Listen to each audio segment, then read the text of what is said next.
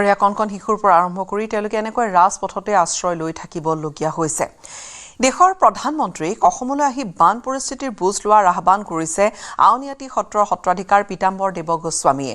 প্ৰধানমন্ত্ৰী এবাৰ অসমলৈ আহি মানুহৰ হাহাকাৰ ধ্বনি এবাৰ শুনাৰ আহ্বান কৰিছে পীতাম্বৰ দেৱ গোস্বামীয়ে। বিপদৰ সময়ত প্ৰধানমন্ত্ৰী এবাৰ অসমলৈ আহিলে বানাক্ৰান্তই যথেষ্ট সকাহ পাব বুলিও তেওঁ মন্তব্য কৰিছে। আৰু দেশৰ মুৰব্বীয়ে স্বচক্ষে বান পৰিস্থিতি পৰিলক্ষিত কৰিলেহে বান সমস্যাৰ ৰাষ্ট্ৰীয় সমস্যা ৰূপে স্বীকৃতি লাভ কৰাৰ সহায় হোৱাৰ থল আছে বুলি মন্তব্য কৰিছে সত্ৰাধিকাৰগৰাকীয়ে। প্ৰধানমন্ত্ৰী মাননীয় নৰেন্দ্ৰ মোদী ডাঙৰীয়া অসমলৈ বিভিন্ন সময়ত আহিছে, কিন্তু তেখেত এই মুহূৰ্তত অসমলৈ আহক।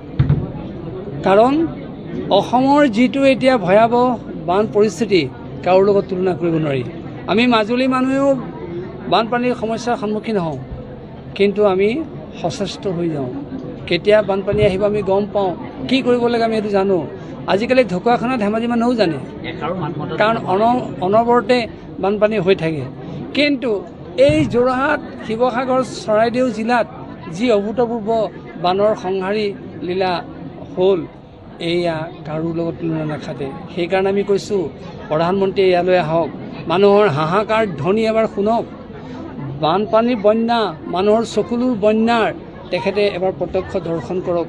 আৰু তেখেত নিজে অহাৰ পিছত আমাৰ মানুহখিনিয়ে অকণমান হ'লেও সাহস পাব, আমাৰ মানুহখিনিয়ে প্ৰেৰণা পাব। কি বস্তু দিব নিদিব সেইটো মানুহে এতিয়া গণ্য নকৰে। ভাৰতৰ প্ৰধানমন্ত্ৰী, আমাৰ মূল গৃহস্থজন যদি অসমলৈ আহে, তাতকৈ আৰু মানুহৰ প্ৰেৰণাৰ কথা কি থাকিব পাৰে। সেইকাৰণে আমি বাৰে বাৰে আপোনালোকৰ চেনেলবিলাকৰ যোগেদিও আমি অনুৰোধ জনাইছোঁ, অতি কাতৰভাৱে প্ৰাৰ্থনা কৰিছোঁ, বৰ্তমানৰ এই ভয়াৱহ পৰিস্থিতি মাননীয় প্ৰধানমন্ত্ৰী নৰেন্দ্ৰ মোদী ডাঙৰীয়াই প্ৰত্যক্ষদৰ্শী, আৰু তেতিয়া আমাৰ ৰাইজে অকণমান হ'লেও সান্তনা লাভ কৰিব। সমস্যাটো তেখেতসকলে প্ৰত্যক্ষভাৱে দেখিলেহে সেইটো কথা উপলব্ধি কৰিব। আহিবলৈ যদি ইচ্ছা নকৰে, তেখেতসকল যদি নাহে, তেতিয়া বানপানী ই যে ৰাষ্ট্ৰীয় সমস্যা হয় কেনেকৈ উপলব্ধি কৰিব। কাগজে পত্ৰই কেৱল কাৰোবাৰ কথা শুনি কেৱল ৰাষ্ট্ৰীয় সমস্যা এটা ঘোষণা কৰিব নোৱাৰে। সেয়ে আমি বাৰে বাৰে কৈছোঁ, কেন্দ্ৰীয় নেতৃবৰ্গ অসমলৈ আহক, মাননীয় প্ৰধানমন্ত্ৰী ডাঙৰীয়া অসমলৈ আহক। এবাৰ তেখেতসকলে নিশ্চয় অনুভৱ কৰিব পাৰিব যে এইটো ৰাষ্ট্ৰীয় সমস্যা হয়নে নহয়।